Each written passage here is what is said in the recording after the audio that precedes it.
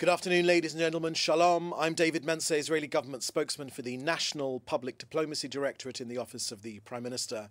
This Monday, the 24th of March, it's day 535 of the October 7th war. Quick update from me and then we'll take your questions.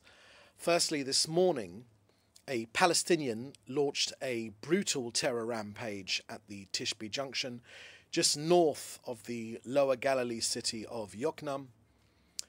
The terrorist murderer rammed his car into an Israeli soldier at a bus stop, then stabbed him, stole his weapon and opened fire on innocent civilians. An 85-year-old Israeli man was murdered in his car. Another victim remains in critical condition. The terrorists fired indiscriminately at passing vehicles, attempting to maximize the carnage. Thanks to the rapid and heroic response of Israeli border police officers, the terrorist was neutralized before he could take any more lives. This was a truly remarkable act of heroism by our police officer, acting swiftly and stopping the killing. I can tell you that Israel is on high alert during Ramadan as Hamas and Iran continue to incite and orchestrate terror against our people. This wave of bloodshed will not break us. Our security forces are deployed across the country to protect every citizen, irrespective.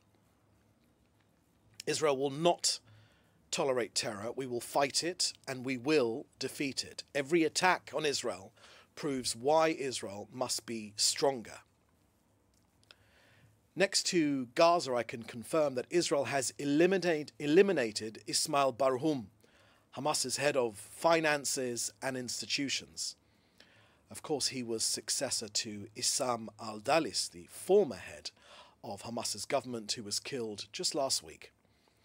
Barhum funded Hamas's terror operations, arming terrorists and orchestrating attacks on our people. He was struck while hiding in Nasser Hospital, once again exposing Hamas's use of human shields. The BBC reported that he was receiving treatment there. Israel is escalating military operations in Gaza. Why? To eliminate Hamas's leadership, dismantle terror infrastructure and secure the return of 50 hostages. 59 hostages remain in Gaza. Hamas has repeatedly rejected all negotiation efforts, including those by US Envoy Witkoff. Israel will continue to act with increasing military strength. Our ground forces are operating throughout the Strip to eliminate terrorists and terror infrastructure, to expand the security zone and create a partial buffer between the north and the south of the Strip. Decisively, Israel is destroying Hamas's capabilities and protecting our people. And lastly, on Syria, let me just say this, particularly in the south of Syria, Israel will not accept the presence of munitions that could pose a threat to our people or to IDF activity. Any attempts by the regime's forces and terrorist organizations and anyone else to establish themselves in the region will be thwarted. The events of the last 18 months have led to Israel adopting a different strategy of conflict and risk management. I can sum up our strategy quite clearly. It is proactive, it is preemptive, and it is preventative on all fronts and at all times. That's the end of our briefing here today. I will now take some of your questions. Please put them in the brief together with your news outlet. Okay, first question here I can see is from Joel Pollack at Breitbart News. Is it true that Egypt has proposed and the US has accepted a ceasefire deal that would involve the release of 5 hostages per week? If so, what is Israel's response to the proposal? Thank you for that question, Joel. We won't be providing a running commentary on the negotiations. We've told you before that this action in Gaza, which the Prime Minister and the Defence Minister, together with the Security Cabinet, have instructed our defence forces to take this strong action against Hamas terrorist organisation. The reason we're taking this action is firstly that Hamas rejected 2 concrete mediation proposals by Presidential Envoy Mr. Steve Witkoff, together with the other mediators, but also that Hamas has rejected all of the proposals. And secondly, we are well aware, Israel has knowledge that Hamas was preparing to carry out terror attacks against our people. They were using this ceasefire to build up their forces, to rearm and to re-attack. And as a result, with the approval of the government, Israel's armed forces launched this precise, preemptive strikes against Hamas and Palestinian Islamic Jihad targets throughout the Gaza Strip. Now, as I mentioned today already, we have successfully hit senior Hamas military commanders, officials in their leadership, terror cells, launch posts, weapons, stockpiles, and military infrastructure.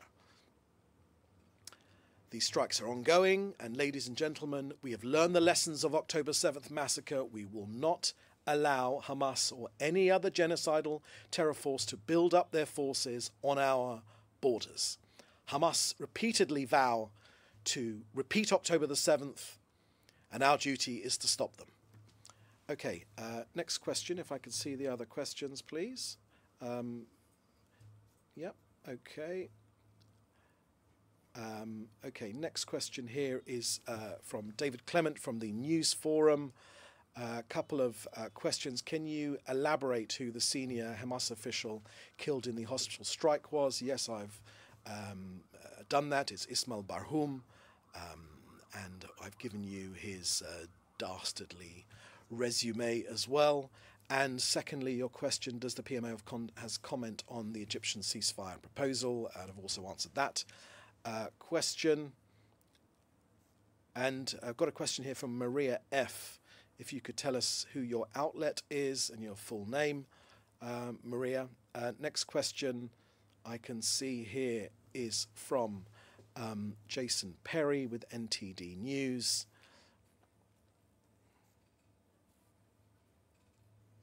Your question is that Defense Minister Israel Katz told Gazans to return the hostages. Does Israel have information that Gazans who are not Hamas are holding hostages? And also, yeah, so that's your question. Thank you for that question, Jason. Look, our hostages have been held now for 18 months in Hamas captivity. We have not seen any examples of Gazans who have done anything, their humanitarian duty, to pass information to Israel about the whereabouts of our hostages. And our hostages have repeatedly told us, the ones that have been freed, they have told us that they did not receive any kindness whatsoever from the people that took them hostage and held them hostage, who starved them, who held them in chains, who treated them appallingly, who subjected them to appalling treatment, to torture, to sexual abuse.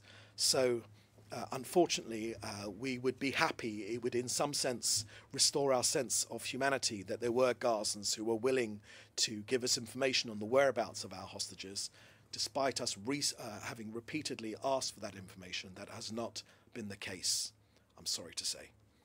Okay, last question here from Maria.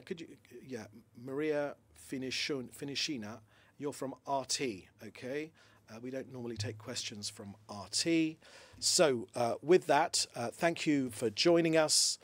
We'll have the next briefing soon, and we'll let you know when that is. In the meantime, please do stay safe, and we'll see you next time. Thank you very much.